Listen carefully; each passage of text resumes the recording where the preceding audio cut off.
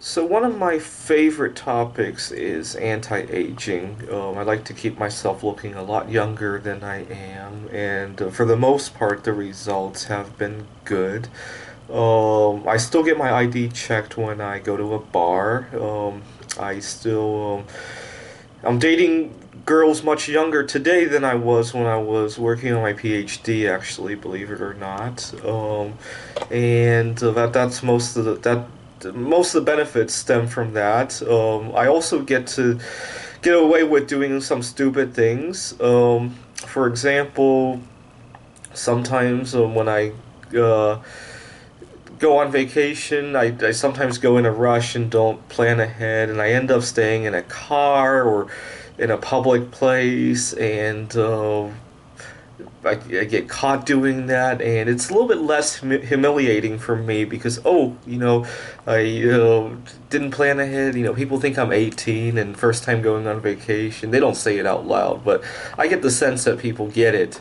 When I end up staying overnight in the airport because I didn't really plan very well or quote unquote can't afford a hotel room, people understand it, and I get away with some stupid things and be a little bit on the cheap side. So it's already giving me a monetary return in that regard. The problem is, and this is a big one, the professional issues. People don't take me as seriously at a job, and I'm not just talking a 9 to 5 job. When I do odd jobs, when I've been doing tutoring, when a parent will interview me, oftentimes, you see, I used to naively just tell people my real credentials. I have a PhD and I had a 3.6 GPA. And parents would tell me that they think I'm overqualified and they're questioning why I'm doing this. I think that the real problem is they think I'm bullshitting. They don't believe I have a PhD. They don't believe that I've won number one in computer or Othello. And they think it's all bullshit. I mean, they don't want to say bullshit, so they just say I'm overqualified. And so lately, I've been having to throw all these things in the garbage can and tell the parents that I have a college degree or sometimes even just a high school degree. And obviously, they get very underpaid as a result. But it gets the foot in the door. After the student realizes I actually do teach like a PhD, I can then tell them the truth, and then they can maybe refer other people, and now it's more credible. That's been my strategy as of late. And Unfortunately, it's kind of funny.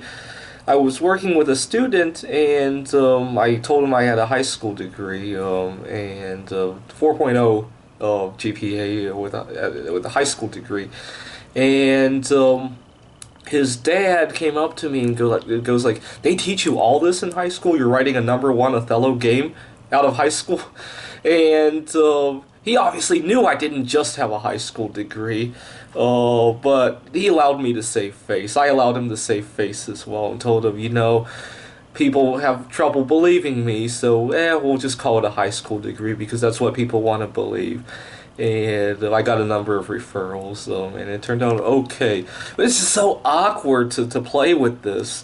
And it just brings to mind that there's no such thing as a free lunch. Your anti-aging is going to come at a cost, but it's a very acceptable cost in my opinion. It's almost like a long-term investment. You're going to give up a few things today for your long-term benefit, but the key is long-term. I mean, if I knew the world's going to explode in 5 years, I'm not going to be anti-aging anymore. I'll still be eating healthy because healthy food just tastes so much better and it feels so much better. Um, but uh, Actually, that's a tough one because healthy food does keep you young, so that's a little bit tricky then. I might I might if I knew the world's going to end in 5 years, I might put a lot less emphasis on keeping my stress level down, and maybe just live to the max. But I'll still be eating healthy. So there's a common misconception for a lot of people that if I learned that I had terminal cancer and there's nothing I can do about it, that I'm gonna just eat everything that I've been sacrificing over the last 15 years, which is just completely untrue. I mean, I love my healthy food. But I just want to highlight that healthy eating comes at an acceptable cost.